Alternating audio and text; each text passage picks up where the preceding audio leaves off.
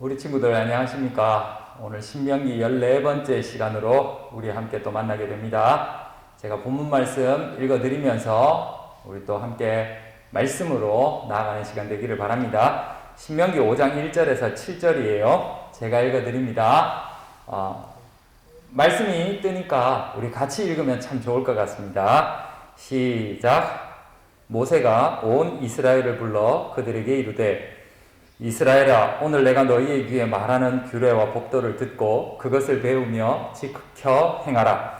우리 하나님 여호와께서 호렙산에서 우리와 언약을 세우셨나니 이 언약은 여호와께서 우리 조상들과 세우신 것이 아니요 오늘 여기 살아있는 우리 곧 우리와 세우신 것이라. 여호와께서 산 위 불 가운데에서 너희와 대면하여 말씀하시매 그때 너희가 불을 두려워하여 산에 오르지 못하므로 내가 여호와와 너희 중간에 서서 여호와의 말씀을 너희에게 전하였노라. 여호와께서 이르시되 나는 너를 애굽 땅 종되었던 집에서 인도하여 낸 내 하나님 여호와라. 나 외에는 다른 신들을 내게 두지 말지니라. 아멘. 지난번에 여러분들에게 미리 안내해 드렸듯이 오늘부터 십계명에 대해서 살펴보려고 합니다. 오늘은 그 첫 번째 나 외에 다른 신들을 내게 두지 말라라는 말씀으로 우리 함께 신명기 말씀 살펴보려고 하는데요. 사람은 규칙을 별로 좋아하지 않아요. 묶이는 것 같아서 나에게 자유가 없어지는 것 같아서 규칙을 별로 좋아하지 않지요. 그렇습니다. 그렇게 생각할 수 있어요. 규칙이라는 것은 틀이고 그 틀 안에 나를 두기 때문에 사람들은 규칙을 싫어합니다. 그러나 확실하게 알아야 할 것이 있어요. 그것은 규칙은 우리에게 자유를 뺏어가는 것처럼 보이지만 우리에게 엄청난 유익을 주는 것이라는 것이죠. 특별히 정체성 측면에서 많은 유익을 우리에게 줍니다. 예를 들면 헌법은 내가 대한민국 사람이라는 걸 알려주는 거죠. 또 교칙은 내가 학생임을 알려주는 거예요. 또 뭐 이런 말이 있는지 모르겠지만 가칙이라 합시다. 우리 각자의 집에도 규칙이 있지요. 이 규칙은 내가 이 집에 소속된 가족이라는 것을 알려줍니다. 결국 그것은 내가 대한민국 사람이고 또 학생이고 가족이고 때문에 그렇게 살아야 한다라는 걸 알려주죠. 내가 소속되어 있는 내 정체성을 알려주는 아주 중요한 도구가 규칙이라는 말입니다. 오늘부터 우리가 살펴볼 십계명 10가지의 계명은 이스라엘 사람들에게는 정체성에 대한 부분입니다. 십계명은 하나님께서 이스라엘 백성에게 직접 말씀하신 것이죠. 물론 중간에 모세를 통해서 그들에게 알려주시기는 했지만 이스라엘 사람들에게 내가 누군지, 너희가 누군지를 알려주는 아주 중요한 도구라는 거죠. 때문에 십계명을 지키는 사람은 내가 하나님의 자녀임을 말하는 것이고 그리고 하나님의 자녀답게 내가 살아야 한다는 것을 알게 하는 도구라는 거죠. 언뜻 조금 전에도 이야기했지만 규칙이라는 그 틀 안에 나를 가두는 것 같지만 이 안에서 행복하게 살 수 있도록 돕는 것이 규칙이잖아요. 그래서 십계명은 이스라엘 백성들이 하나님 안에서 행복하게 살 수 있도록 돕는 것입니다. 우리가 분명하게 알아야 하는 것이 있어요. 내가 원하는 대로 사는 것이 행복이 아닙니다. 규칙 안에서 내가 누군지를 알고 살아야 행복한 것이죠. 부모를 떠나서 자기가 원하는 대로 사는 사람은 당장은 가족의 규칙에서 벗어나 자유로울 것 같지만 결국 그 사람은 가족의 구성원이 아니라는 말이죠. 그 가족과 아무 관계없는 사람이 되어버린다는 거죠.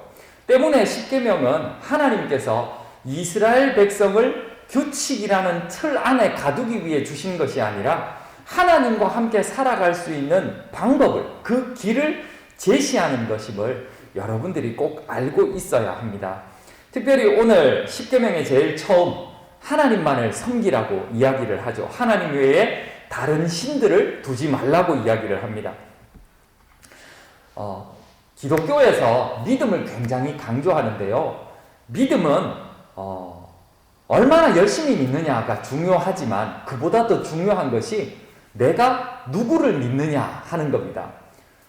대상을 명확하게 정하지 않으면 아무리 열심히 있어도 그 믿음은 헛된 것이 되어버리기 때문이죠.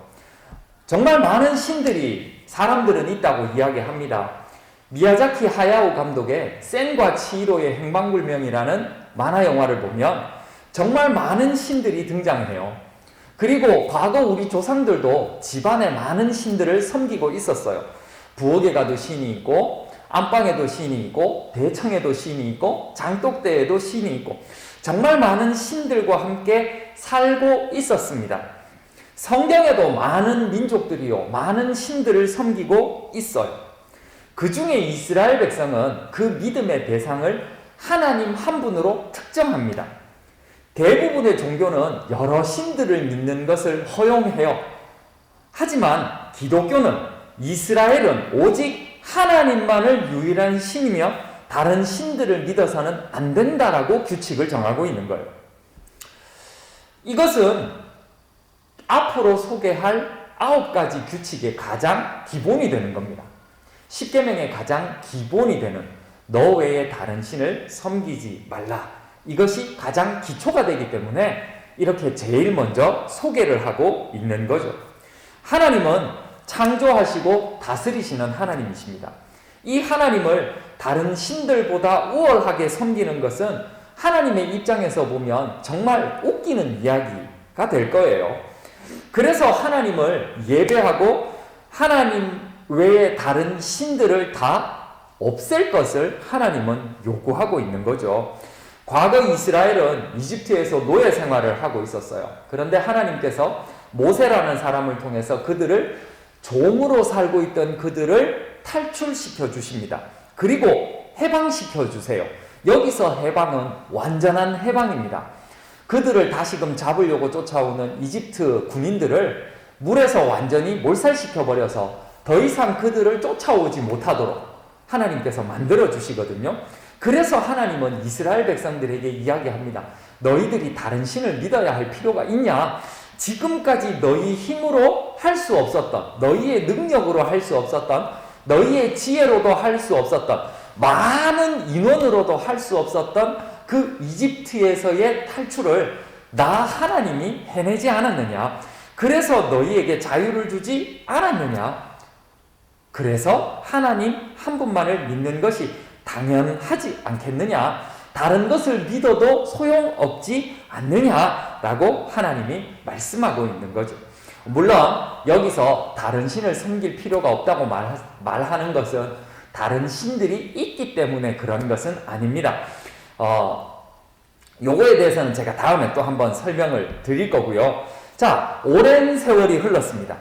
아시아의 끝자락 대한민국이라는 곳에서 우리는 살고 있습니다. 하나님과 전혀 상관없는 지역이죠. 그러나 우리가 이집트의 노예 생활은 아니지만 죄의 노예가 되어서 오늘 우리는 여전히 살고 있고 그것 때문에 우리는 불안하고 답답하고 슬프고 괴롭고 속상한 하루하루를 보내고 있잖아.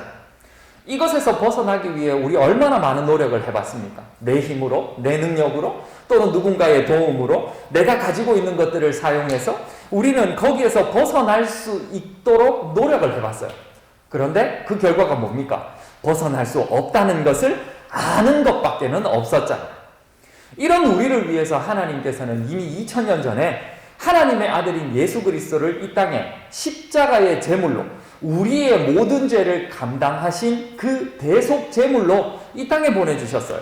그래서 그 예수 그리스도가 십자가에 달려 죽으심으로 말미암아 우리의 모든 죄를 다 가지고 죽으셨기 때문에 우리가 죄에서 자유함을 얻게 되었거든요. 마치 이스라엘 백성들이 이집트의 노예로 살아가다가 완전한 해방을 얻은 것처럼, 완전한 자유를 얻은 것처럼 우리도 죄에서 완전한 자유를 얻게 되었거든요. 그래서 하나님은 우리에게 말씀하십니다. 야, 너 죄가 없어지도록 노력해봤냐? 너희 힘으로 되냐? 너희 능력으로 되냐? 네가 가진 지혜로 되냐? 지식으로 되냐? 너희들이 가지고 있는 어떤 도구들을 사용해서 그게 되더냐? 안 되지 않느냐?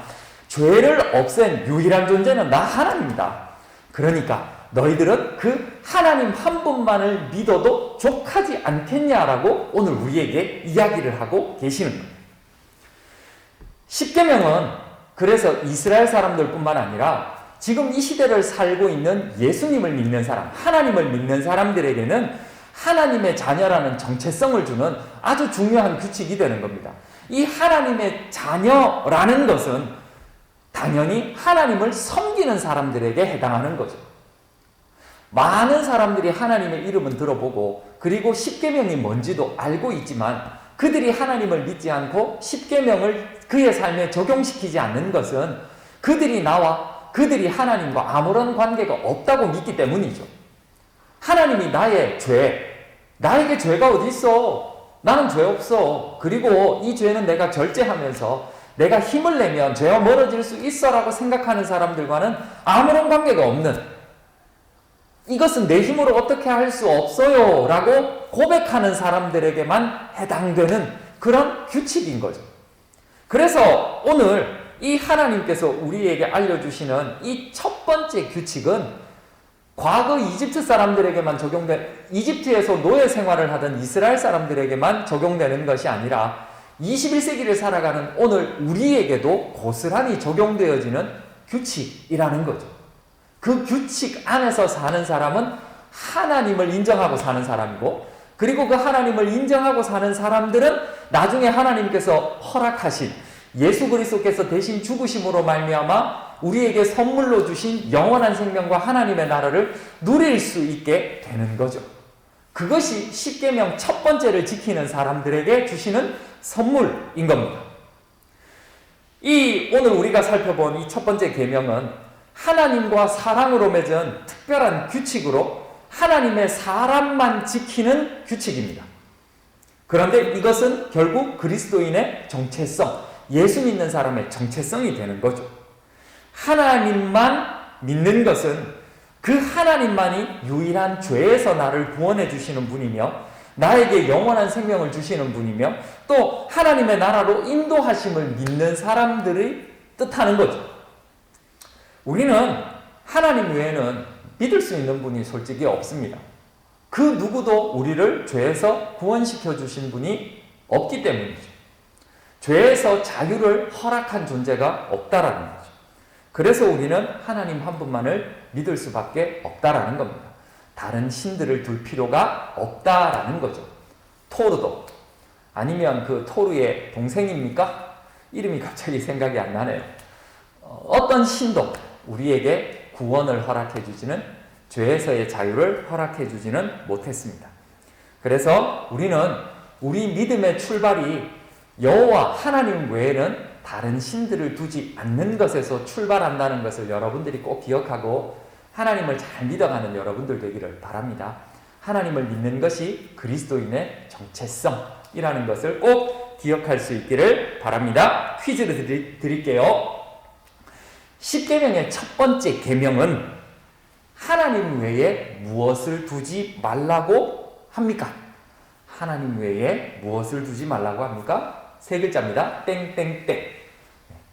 아는 친구들은 또 선생님들에게 답을 남겨주시면, 답을 알려주시면 나중에 또 푸짐한 선물 드릴 테니까 꼭 답을 남겨주시고 말씀 가운데 여러분들이 날마다 거하고 말씀 따라서 잘 살아가는 친구들 되기를 바랍니다. 기도하겠습니다. 하나님 아버지 감사합니다. 세상에 많은 신들이 있다고 하지만 그 어떤 것도 우리를 죄에서 자유하게 해주지 못했습니다. 우리에게 자유를 주신 분은 하나님 한 분밖에 없으니 그 하나님을 나의 구주로 믿고 그 하나님을 나의 하나님으로 고백하며 내가 그리스도인임을 기억하며 하나님 한 분만을 잘 섬기며 살아가는 우리 친구들 될 수 있도록 도와주시옵소서. 하나님께서 우리 모든 친구들에게 힘주셔서 하나님 외에 다른 신들을 섬기지 않는 그런 귀한 친구들 되기를 간절히 바라고 원하며 예수님의 이름으로 기도드립니다. 아멘. 수고했습니다. 우리 또 다음 15번째 시간에 만나도록 하겠습니다. 안녕.